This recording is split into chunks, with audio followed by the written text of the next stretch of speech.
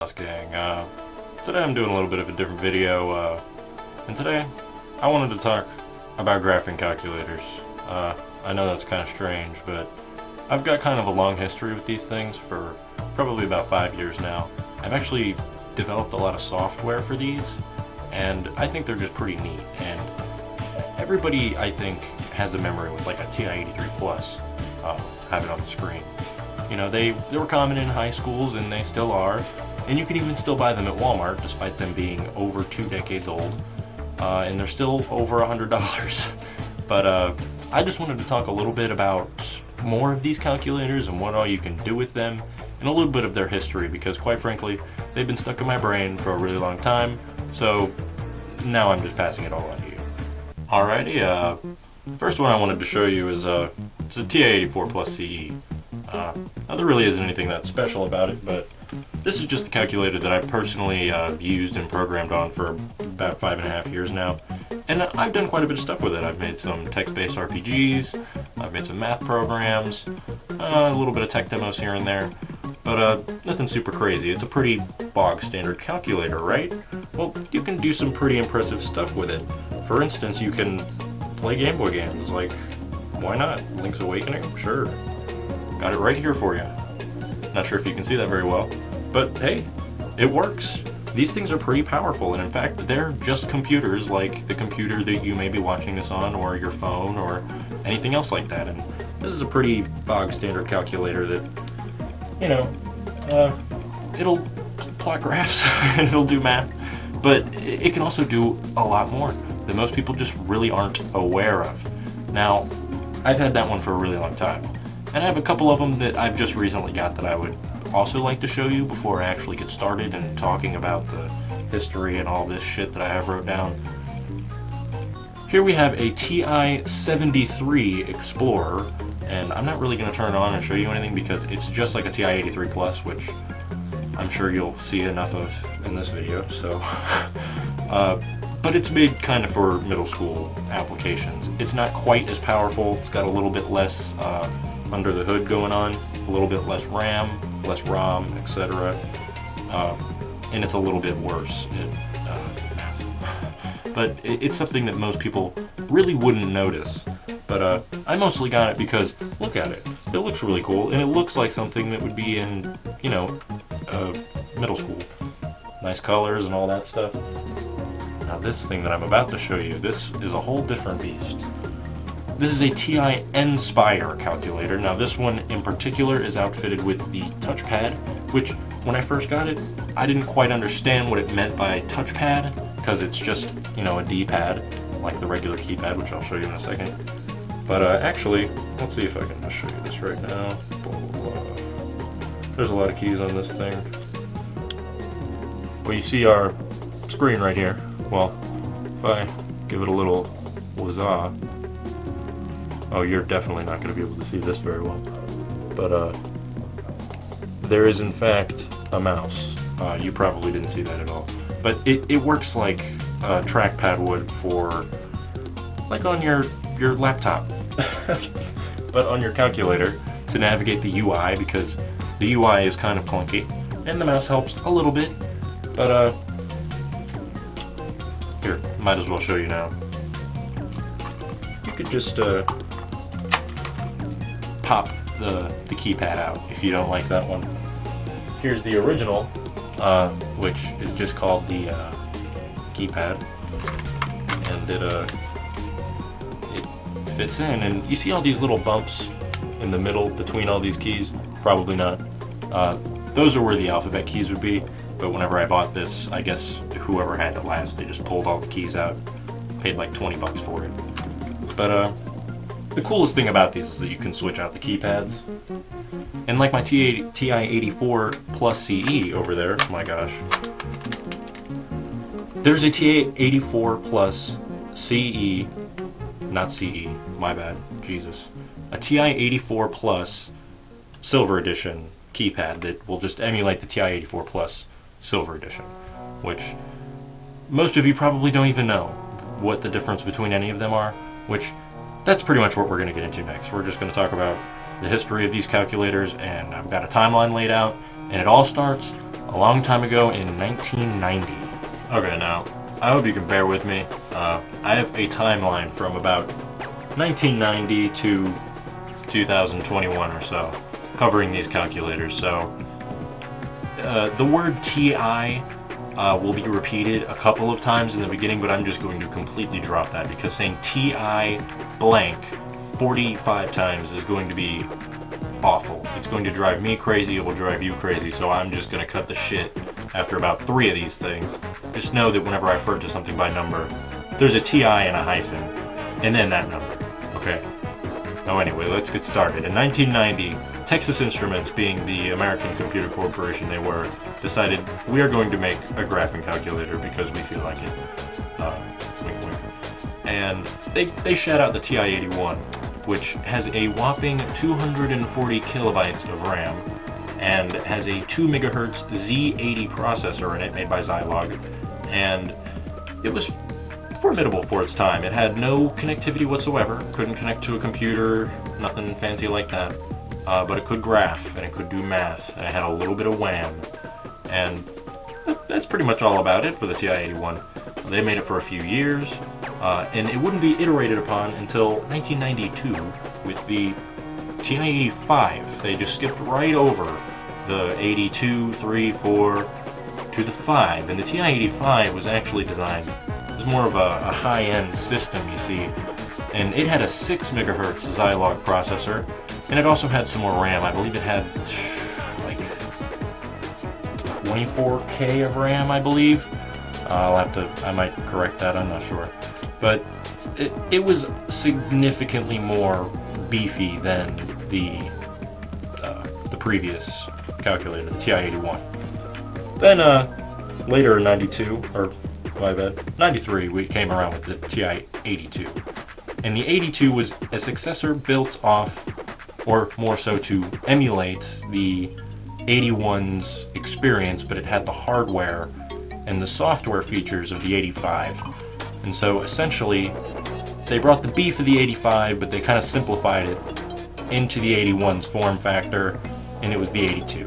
Now, I should mention now that the 85 and the 82 both could connect to a computer with a cable, and they could run basic programs through it, but officially they had no assembly support. But there was unofficial assembly support, which I'm not really going to get into because it's kind of strange. Eventually they would add it in official calculators and officially in the support. But the TI-85, TI-82 did not officially contain assembly support, which means that programs that only ran in TI Basic, which is the basic language that Texas Instruments calculators use, they're not very fast, and it's built for math. So would you believe it? Coming from a calculator. Then we're just going to go to 1995. We had a couple of things happen. We got the TI-80, which, skipping down now from the 85, 82, 81, the TI-80 was built off of a completely proprietary processor.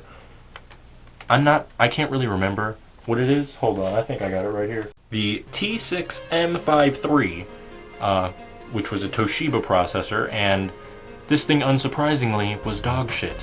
And essentially, it ran at 980 kilohertz, which was very slow. And it also has the lowest screen resolution out of any of them, with 64 by 48, which I haven't mentioned this, by the way, yet. The TI-81, 82, 83, most of these calculators share the same exact 96 by 64 pixel resolution. The TI-80 has a 64 by 48. In the 85, I told you it was souped up. It actually has a 128 by 64 resolution screen, so it's a little bit higher resolution as well. The 82 carried the 96 by 64 with the specs of the 85. Things are already getting confusing, but bear with me. After the TI-80, we ended up with the TI-92. We jumped to the 90s now, and the TI-92, I have it up on screen, it really is just a computer. It's got a whole keyboard on it and everything. It has a D-pad. I mean, it is a computer, okay? It's barely a calculator at this point. And of course, at this point, it was standard to connect to a PC, and And these ran on a different CPU. These ran on the Motorola MC68000, better known as the 68K, or MC68K. These had a 240 by 128 resolution screen. They ran at 10 megahertz, and they also contained 68 kilobytes of RAM, which was pretty impressive at the time. Alright, so to continue, after technical difficulties, we're just gonna keep going on the timeline. The TI-92. It was succeeded by the TI-92-2, which was a TI-92 with an upgraded memory expansion, and that was literally it. It was a pretty meaningless expansion, but it became the building block for what it would be succeeded by, which would be the TI-92 Plus, but that wouldn't happen for a little bit while later. That would be in '98. But after that, we ended up with the 83, the iconic TI-83. Now, this is kind of the center moment, I guess, of the video. Why is the TI-83 the calculator, and more specifically the Plus? Now, what is even different between these two things? I mean, look, the TI-83, let's look at its specs. I got them wrote down. I got a lot of shit wrote down here. Look, it's got a 6 megahertz Z80, which was standard since the 85. It's got 32 kilobytes of RAM. Oh, that's pretty zesty. The 96 by 64 kilobyte, not kilobyte, but pixel screen. I'm all over the place right now, sorry.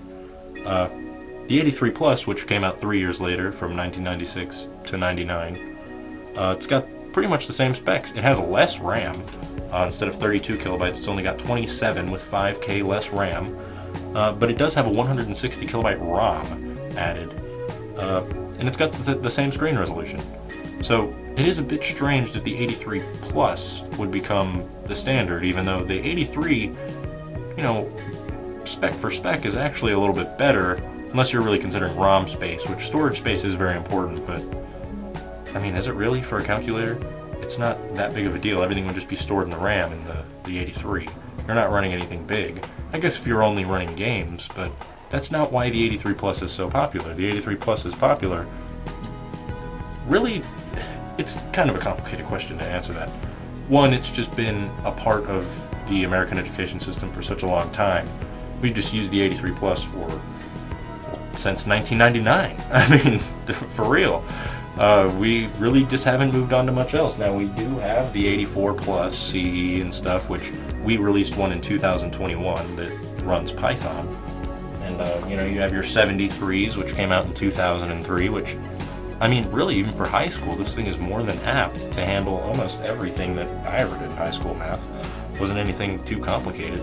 And the 73, quite frankly, is overkill. Comparing it to the 83 specs, I mean, the 83 has 32 kilobytes RAM, the 73 has 25. So that's only 2K less RAM than the 83 Plus, which is the upgraded model. And even the 73 has 64 kilobyte ROM, which means really the only thing it doesn't have over the original 83 is its RAM, which clearly wasn't a big deal anyway, considering Texas Instruments cut it from the upgraded model anyway. So I find it kind of bizarre that the 83 Plus is the definitive calculator, the definitive graphing calculator from Texas Instruments. And all the way back in '96 is when it was introduced, and then it was, you know, essentially finalized in '99. And it's everywhere. Everybody has one. My first experience with any TI calculator was the TI-83 Plus, and I think most people that will be the same.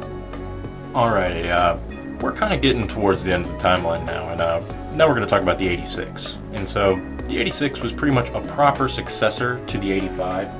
And really, what all the 86 had going on is it had just had 96 kilobytes of RAM, and it had a 128 by 64 I keep saying kilobyte, but I mean pixel screen. And so the same screen as the 85 had. And so the 86 was basically its send-off, and it came out the same year as the 83. And you can kind of look at the 83 and the 86 is how the 81 and the 85 were. You know, very similar, but one was a little bit more of a high-end application use, and the other one was a little bit, you know, elementary level, even though we're talking about like high school and graphing and, you know, advanced plotting and stuff like that, but elementary in terms of computational mathematics. Anyway. After that, we get the TI-89, which the TI-89 was basically built off the back of the 92-2 in the sense that it uses a 68K processor, It even has very similar, pretty similar specs in there. Hold on a minute. She's in here somewhere. Guess not. But either way, the TI-89, it's built pretty much off the framework of the 83's body, but it takes the basically the functionality and the power of the 92 and puts it in the 83's body. And after that, we end up with, I guess, the modern era, you would say. We have the 83 Plus, which I already talked about, rambled about even, in 99. We came up with the 83 Plus Silver Edition, which I mentioned the Silver Edition earlier. Now I'm going to tell you what the difference between them is. Silver Edition basically just means this is the one you buy, because it's the one with all the specs. Hear me out. The TI-83 Plus C, the TI-83 Plus, it's got, like I said before, 27K RAM, 160 kilobyte ROM, you already know the screen size, I'm not repeating it again, and a 6 megahertz processor. Fine and dandy. The SE, the Silver Edition, this thing has a 15 megahertz processor, 128K of RAM, and 1.5 megabytes of ROM. That is a monumental upgrade. And this was made in 2 years, from 99 to 01, 3 years, whatever. But either way, it was made very quickly, and it was a huge jump from the 83 Plus to the Silver Edition. And this is just one other thing. Why is the Silver Edition not the standard? I mean, it is the definitive version, and they discontinued it when they discontinued the original 83, but they never discontinued the 83 Plus. They still make it today, but nope. The Silver Edition they've discontinued. They discontinued the original, and it's very strange. I just don't understand why the 83 Plus isn't or the 83 Plus Silver Edition isn't the definitive version. And now we get to these bad boys, okay? The 84s. The 84s, they never made a TI-84. There's no original TI-84. You can't find one because they didn't make it. They did make a TI-84 Plus, which basically just takes the TI-83 Plus Silver Edition and slaps it inside of a TI-89 styled case, which is already designed after the 83. So they've basically like morphed this design many times since 1990 with the TI-81, as you'll see in all these pictures. But basically, the TI-84 Plus, as well as the Plus Silver Edition, which looks very similar, it's the same song and story, okay? You got a souped up TI-83, and then they just souped it up again. This thing is the same thing. It's the same thing. These two things are the same. Look, there is software differences. There are things that the 70, especially the 73, but the 73 is basically an 83. It has some different software versions, but the hardware and the way it pretty much overall interprets everything is exactly the same. This is just a turbocharged 84, which is just a supercharged 83. They're the same damn thing. There ain't no real difference under the hood. Now granted, this thing is faster than 15 megahertz at 48, and this is a different Z80. It's called an EZ80, but really all that is an energy efficient, it's just a modern Z80. It's pretty much the exact same thing, and that's why I can run Game Boy games in color at almost full speed. It depends on the game. Some games it can run really well, like Kirby's Dream Land. Other games don't run quite so well, like Pokemon Yellow. But it does pretty well. I mean, 48 megahertz is a lot for a calculator. What do you expect?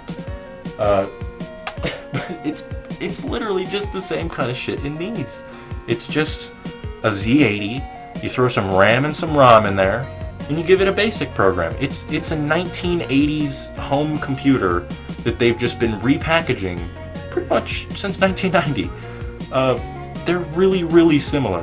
Now, yeah, this entire video is basically to talk about the differences between all these things and how they've changed significantly, and which they really have. They've gone through different processors, and they have a couple different families, and there's a lot of different things going on around Texas Instruments calculators, but they really are just calculators. But they do so much more than a calculator does. It's difficult to elaborate. People buy them to do math, but they are capable of a lot more. And for what people buy them for, they haven't changed at all. They're exactly the same. Nothing really has changed. You have a little bleeping square in the top corner to type your numbers in, and it spits out your numbers. It's not that difficult. Even the face looks the same. I mean, look at these two things. They really aren't that different at all. In fact, they were modeled off the same thing. But under the hood, they've changed a lot. And I think that is pretty incredible.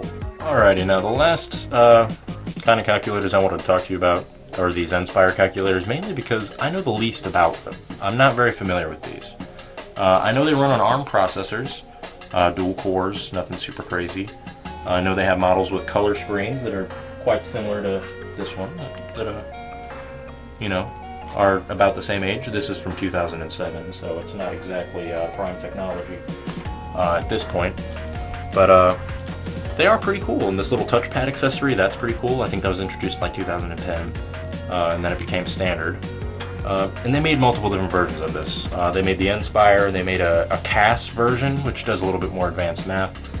They made a CAS CX version, or they made a CX CAS, and then they made a CX2 and a CX2 CAS. So there's like 3 generations of these things you got going on. I don't think the CX2s have replaceable keypads, but the original generation, the first gen, the second generation, the CX, they do it, but I don't think the other ones do. Another thing, I noticed this little thing and it looks like a port because you can look under it, you know, and like you can lift it up. I was like, what is this thing? It's like a cartridge slot. It's for like a dock charger for like a classroom. So like it would, you know, you'd put it in the rack and it would charge. So that's pretty cool. And these things also have like local communications, you know, USB out the top. And they are pretty impressive for games like, I don't know if well, you might have, Block Wars. It's this game on Cool Man. You just have a little rectangle and you gotta fit it in the hole. It's a little puzzle game. There's a port of that on here. There's a port of the dinosaur game from Google, like whenever you have no internet, you know. They have a version of that runs on here. Really the only issue with playing games on this thing is a lot of the Nspire games, color games, which don't translate well onto a black and white screen a lot of the time. In the games that don't need color, like the dinosaur game, the ghosting on this is awful, man. As soon as the game starts, it's like you can't see anything. It's awful. The ghosting is bad. So like, this is a Minesweeper box right here, alright? You're really not trying to do any, you're not trying to play any fast-paced games with this. But one thing I definitely have to say about the Nspire is if you're going to buy a calculator to do math, buy an Nspire. They're far cheaper. I mentioned at the beginning I paid 20 bucks for mine and it had this slightly damaged keypad, but you can do every math thing on this pretty much without the keypad unless you're dealing with variables, because that was the only thing that I didn't have were the alphanumeric keys. But I bought a replacement keypad for under $10 that is the touchpad. It's the better keypad in my opinion. I think the ergonomics are better and all that. And the little touchpad mouse gimmick is cool. It's not required, so it's cool to have it.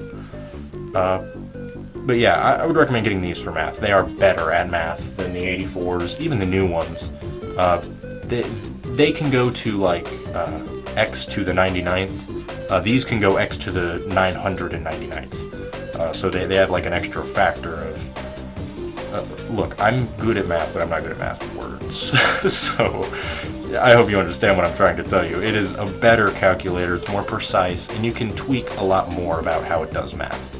But other than that, I'd stay away from these. If you want to program with these, I probably wouldn't get one, mainly because TI Nspire Basic is really bad. You can't really do that much with it.